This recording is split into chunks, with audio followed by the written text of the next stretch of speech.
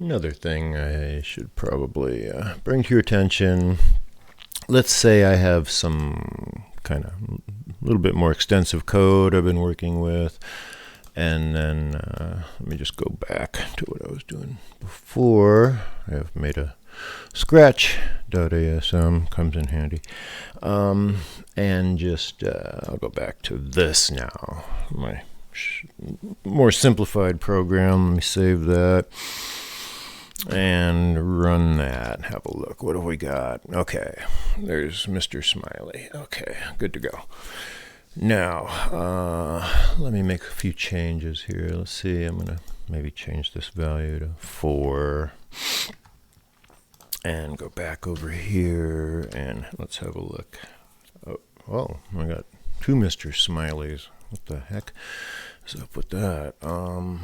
Wait a minute, what about a 5 here? Put that, is that saved? Yes, okay, and let's have a look. Okay, we have our character, some weird symbol, and our character again. Since this repeating thing here does in fact resemble some other code that I had been working on earlier, that kind of leads me to this theory that what is actually happening. Let me look at my B tab for a second.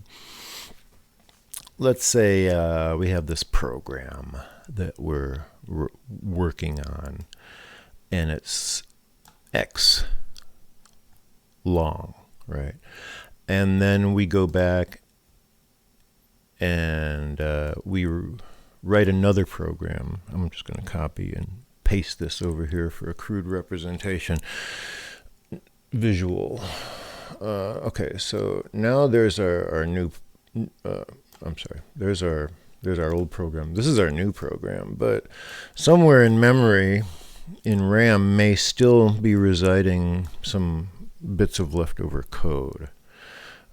This, of course, this is not code.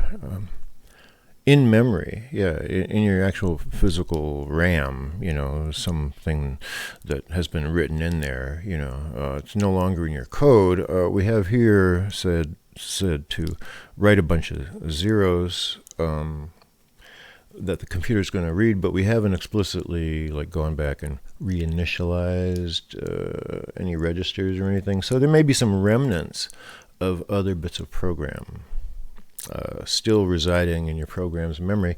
So when it's plugging along and it comes to the end of the program, and it's just going to keep looking and possibly execute any remaining code there. I think I've redundantly said the same thing over and over enough times to hope that gels. So, to make a long story short, one possible way, if my theory was correct, then if I were to just tell the processor to stop what it's doing immediately afterwards, I'm going to give a halt command here and save that. And then let me just close this. Save. No. Good. And then let's go do the NASM and QEMU thing there. Fix our problem.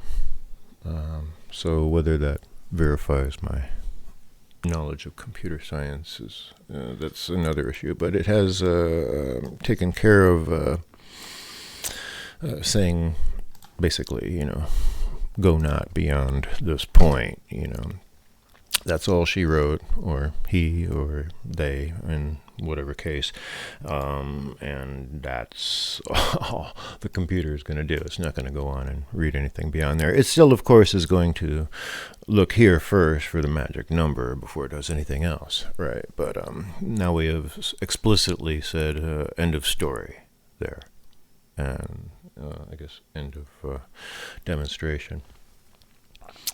For my own purposes, I just wanted to make sure that my program was still in this state while I hit record. I wanted to try something else. What if I went,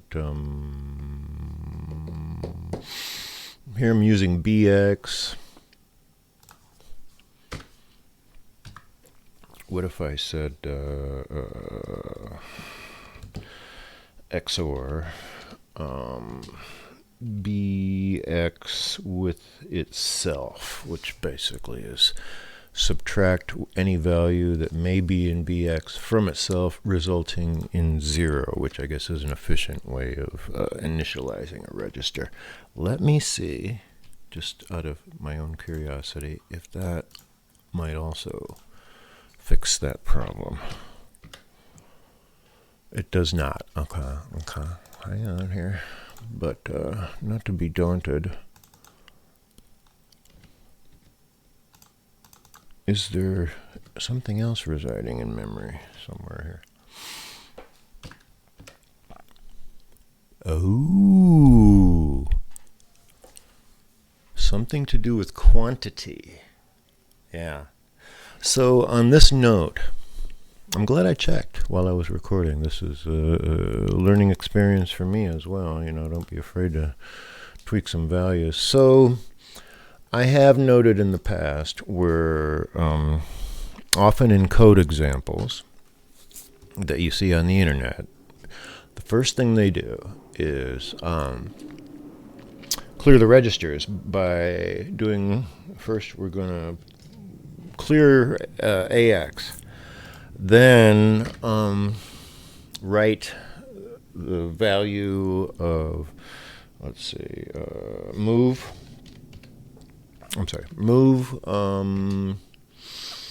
into BX, whatever is in AX, which is a completely cleared register, and also do the same with any other registers. There may actually be a shorter way to do this, but essentially now the registers are all cleared from the onset, right? So if there does happen to be any residuals in memory, then that should take care of it. Since I know that that should now be the same thing. Let's go ahead and just test this for demo purposes. There, yeah. Solved our problem. So things that may be still residing in your actual processor's memory from previous code that you have done, can come back to haunt you. So good practice, there you go, is to initialize any registers that you may be using before you use them. There you go. Good sound computer science from the well-initiated out there who had included something like this at the top of all of their code examples, where, as of course I just have been working in the raw code, but to keep it simple for you, the end user. But now if some unexpected error there, could be that there's something still lurking around in memory that you should have addressed before you began. For instance, okay, here let's say I do a bunch of things with all of this stuff, and now I want to do some more things down here, right? We know for a fact now that, even assuming that when the program first starts that everything is automatically at 0, that now we know there's stuff in there that we need to go back and clear out, right, before we proceed and do some other things, you see. So stuff to be aware of. You're working in an operating system environment, it will in theory, clean up a lot of your garbage behind you. When you're, in the old days, garbage collection was a huge thing in C+, I guess, right? And then C++ kind of automated a lot of that, So today we don't worry so much about that. We let our operating system take care of all that. But when you're working at lower level like this, if you don't write it in there yourself to explicitly go back and write zeros into things, you may have I often note that in video modes, video garbage, when you're trying to draw something to the screen, you get a bunch of jarbled pixels or something to the screen, that's telling me that some residual garbage ended up in your video memory, So the same garbage could be in any memory, if you don't address it when you're working at the lower level like this. Let's keep our happy computers.